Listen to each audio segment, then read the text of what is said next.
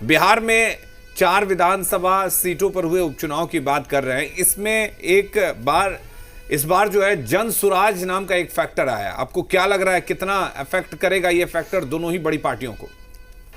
Jan Suraaj party के क्या, उसमें जनता क्या निर्णय लेती है, वोटर उनके बारे में क्या सोचते हैं, मेरी भी दिलचस्पी है।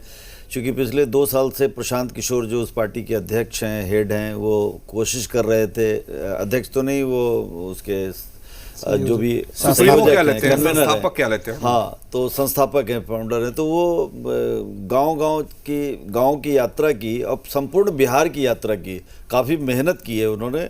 तो उसके बाद वो क्या परिणाम आता है देखने की बात होगी। क्योंकि नीतीश कुमार तो उन्हें गंभीरता से नहीं लेते हैं, लेकिन जन स्वराज पार्टी ने अपनी पकड़ बनाने की कोशिश की। उम्मीदवारों तक 2025 में कौन कौन उम्मीदवार उनकी पार्टी के होंगे उसकी भी घोषणा की है। तो वो हमें देखना पड़ेगा। 4 सीटों पर उन्होंने अपने उम्मीदवार उतारे हैं, तो देखना पड़ेगा या उनके उम्मीदवारों की वजह से आरजेडी का वोट कम हो गया, ये भी देखने की बात होगी। कि कई बार होता है कि वोट कटवा पार्टी बनने के कारण सत्तारूढ़ पार्टी को लाभ हो जाता है। तो ये दिलचस्प होगा देखने का कि उनकी पार्टी लीड कर रही है या रुझान। कई जगह ऐसा हुआ है कि रीजनल पार्टियों ने या नई पार्टियों ने प्रयास किया। तेलुगु देशम में हमने देखा कि एक फिल्म अभिनेता ने कोशिश की और तेलुगु देशम के साथ उनकी वहाँ सरकार में भागीदारी है, डिप्टी चीफ मिनिस्टर का पद मिला। तो यहाँ जन स्वराज पार्टी का क्या रुख होता है वो देखने वाली बात होगी। तपन जी, इस वक्त लगातार जो अपडेट है वो मिल रहे हैं। 26 सीटों का रुझान हमारे सामने है, जिसमें 16 पर एनडीए और 10 पर इंडिया गठबंधन के उम्मीदवार इस वक्त आगे चल रहे हैं। जबकि झरिया से बीजेपी की रागिनी सिंह, हमने पहले ही आपको बताया कि वो इस वक्त आगे चल रहे हैं। जबकि पूर्णिमा नीरज सिंह उसी सीट से कांग्रेस के उम्मीदवार हैं, वो पीछे चल रही हैं। बोकारो के बेरमो से कुमार जयमंगल यानी कि अनूप सिंह आगे चल रहे हैं। सिमडेगा से बीजेपी के श्रद्धानंद बेसरा आगे हो गए हैं। या बेरमो वो सीट है जहां से जयराम महतो चुनाव लड़ रहे हैं, रविंद्र पांडे चुनाव लड़ रहे हैं। तो वहां पर फिलहाल कांग्रेस के जो अनूप सिंह हैं या जयमंगल सिंह हैं वो आगे चल रहे हैं। सदर हजारीबाग से बीजेपी के प्रदीप प्रसाद यहां पर आगे चल रहे हैं। बिल्कुल, तो 16 सीटों पर एनडीए आगे है, 10 सीटों पर इस वक्त INDIA के उम्मीदवार आगे हैं। लेकिन बोकारो के बेरमो से कुमार जयमंगल उर्फ अनूप सिंह आगे चल रहे हैं। सिमडेगा से बीजेपी के श्रद्धानंद बेसरा आगे चल रहे हैं। और जिन सीटों पर रुझान आ रहे हैं वो हम लगातार आपको बता रहे हैं। और सदर हजारीबाग से बीजेपी के प्रदीप प्रसाद आगे चल रहे हैं। झरिया से बीजेपी की रागिनी सिंह ने बढ़त बनाई हुई है। हालांकि अभी कई राउंड के वोटों की गिनती होनी बाकी है, लेकिन फिलहाल जो अपडेट आ रहा है, जो पहले राउंड की गिनती हुई है या दूसरे राउंड की गिनती हो रही है, उसके हिसाब से जो अपडेट्स आ रहे हैं वो हम बता रहे हैं। बिल्कुल हलीम, बेरमो वो सीट है जहां पर त्रिकोणीय मुकाबला है, उस पर सबकी नजर टिकी हुई है, क्योंकि वहां से जयराम महतो चुनाव लड़ रहे हैं। जयराम महतो के उतरने से वो सीट, वहां पर मुकाबला त्रिकोणीय हो गया। पहले से ही कांग्रेस के कद्दावर वहां पर रहे थे। अनूप सिंह चुनावी मैदान में थे, रविंद्र पांडे चुनावी मैदान में थे। तो बेरमो की सीट से फिलहाल जयमंगल सिंह आगे हैं और उन पर सबकी नजर टिकी रहेगी कि इस सीट पर नतीजा क्या होता है।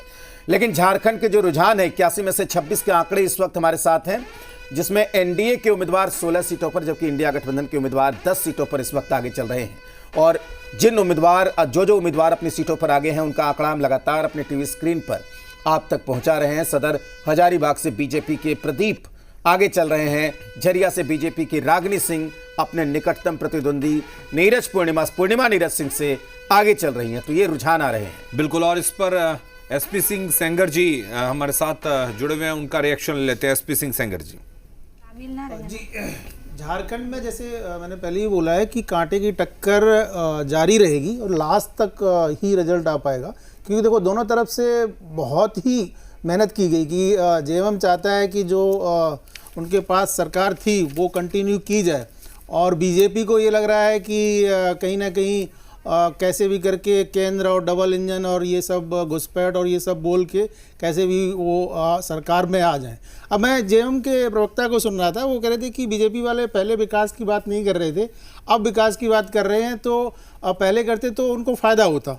मैं जानना ये चाह रहा था कि उनको विकास की बात करने में फ़ायदा कैसे होता, ये आपका क्या पॉइंट ऑफ व्यू है? और आप मानते हैं कि बीजेपी की जो केंद्र सरकार है उसने विकास किया और विकास की अगर ये बात करते तो उनको फ़ायदा होता। हालांकि घुसपैठ वाला जो मुद्दा है वो उन्होंने सही से कैश कराने की कोशिश की है, अब वो कितना लैंड करता है रिजल्ट में वो देखना बाकी है। लेकिन ये है कि हाँ, बीजेपी को फ़ायदा तो हुआ है, चाहे घुसपैठ वाला मुद्दा हो, चाहे भ्रष्टाचार का हो, बेरोजगारी का हो, और चाहे वो जो उनका एक नारा था रोटी बेटी और माटी वाला, तो उसमें फ़ायदा होता दिख रहा है। लेकिन लास्ट तक ही ये क्लियर हो पाएगा कि कौन आगे है कौन। ठीक है, इस वक्त एक वायनाड से बड़ी खबर आपको बता दें। वायनाड में भी उपचुनाव हो रहे थे। वायनाड सीट से प्रियंका गांधी आगे हैं। बड़ी खबर आपको बता दें, इस वक्त 25,000 वोट से प्रियंका गांधी आगे चल रही हैं। तो शुरुआती रुझान में ही एक बड़ी बढ़त बना ली है राजेश यहां पर प्रियंका गांधी ने।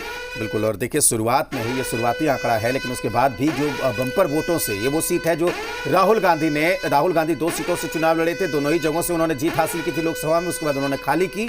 और वायनाड सीट से प्रियंका गांधी चुनावी मैदान में हैं, वो करीब 25,000 वोटों से आगे चल रही है, जबकि अभी शुरू हुई है मतगणना। तो झारखंड में इस वक्त हमारे पास 29 सीटों के रुझान है, जिसमें एनडीए के उम्मीदवार 16 सीटों पर, जबकि इंडिया गठबंधन के उम्मीदवार 13 सीटों पर आगे चल रहे हैं लगातार। और एक बार जो भी रुझान सामने आ रहे हैं वो हम लगातार अपने दर्शकों तक पहुंचा रहे हैं। रांची स्टूडियो का रुख करेंगे, जहां से रीना कुमारी आजसू की प्रवक्ता है वो हमारे साथ जुड़ी हुई हैं। आपका बहुत स्वागत है। हमारे साथ कांग्रेस की तरफ से सुनील सिंह जुड़े हुए हैं, कांग्रेस प्रवक्ता रांची स्टूडियो से। सुनील जी, पहला रिएक्शन वायनाड पर आपसे। जी नमस्कार, सभी को प्रणाम जी। बिल्कुल वायनाड से प्रश्न कर रहे हैं जी।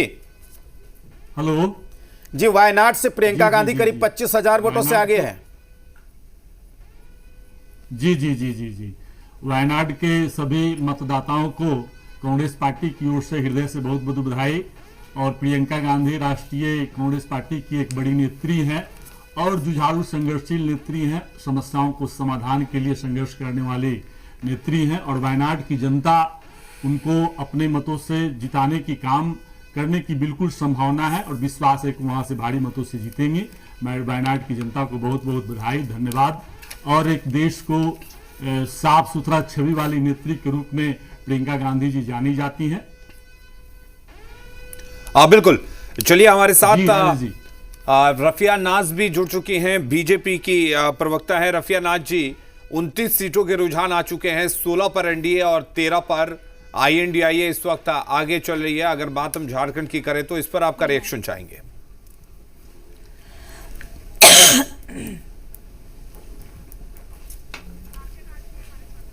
चलिए राफिया रीना जी के पास हम जाएंगे। हमारे साथ रीना कुमारी भी जुड़ी हुई हैं, आजसू की प्रवक्ता है। रीना कुमारी जी, आपसे रिएक्शन चाहेंगे एनडीए के जो शुरुआती रुझान है उस पर।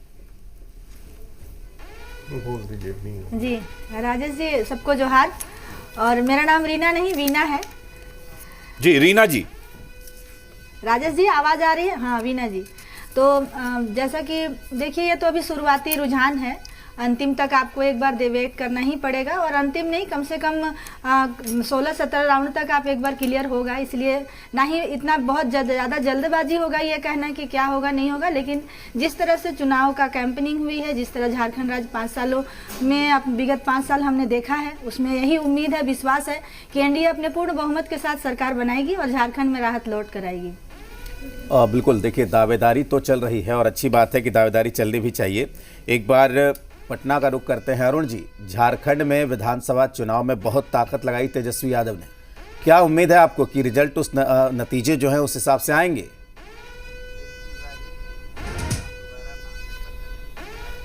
रही है और झारखंड की देव में जनता ने पूरी ताकत के साथ महागठबंधन का साथ दिया है, क्योंकि वहाँ महागठबंधन की सरकार जो पिछले 5 साल में सबों के लिए काम करने का काम किया, जो कहा वो करने का काम किया।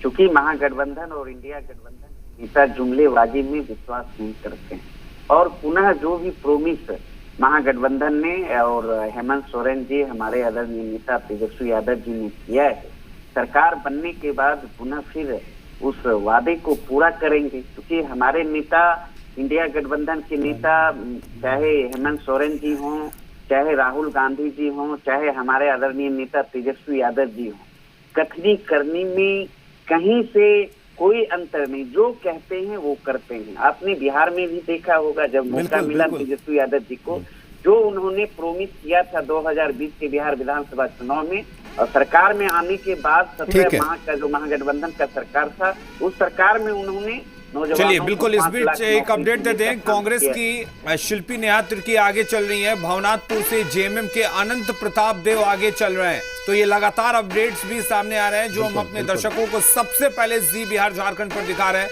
सिमडेगा से बीजेपी के श्रद्धानंद बेसरा आगे चल रहे हैं। बिल्कुल, मांडू की सीट है। बंधु तिर्की को इस्तीफा देना पड़ गया था, उनकी सदस्यता चली गई थी, उसके बाद